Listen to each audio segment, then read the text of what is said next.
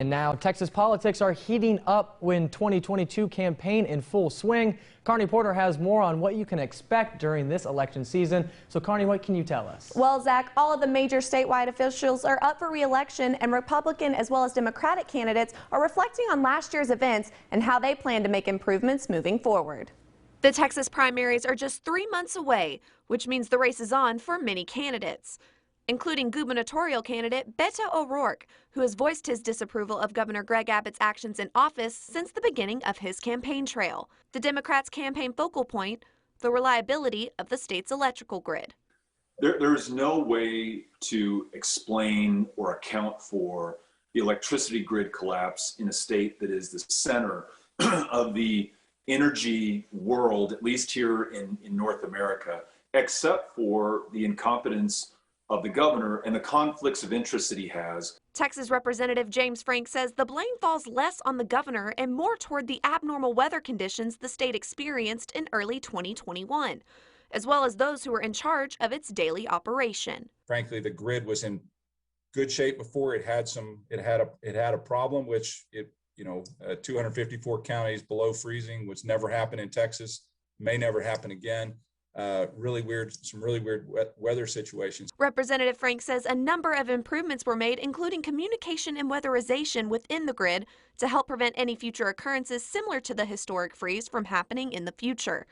But O'Rourke says it will take more work to see this come to fruition. We need to fix the grid, which means weatherizing every single aspect of power supply, from the generators, owned and operated by the utilities, to the actual supply of power, including, most importantly, the gas supply in Texas, which was the primary factor in the grid collapse that we saw in February. Another topic on O'Rourke's trail is COVID policies.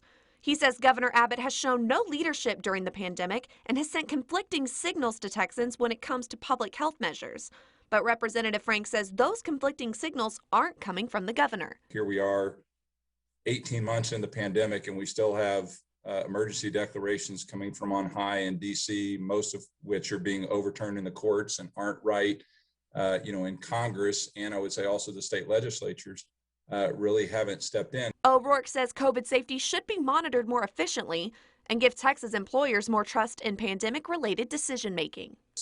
We need a governor who's going to follow the science, the best advice from doctors and public health experts, and who at a minimum will get out of the way when private businesses want to make their own decisions about protecting their employees and customers. When school districts want to protect the kids who are in their care, let's ensure that they are allowed to do that.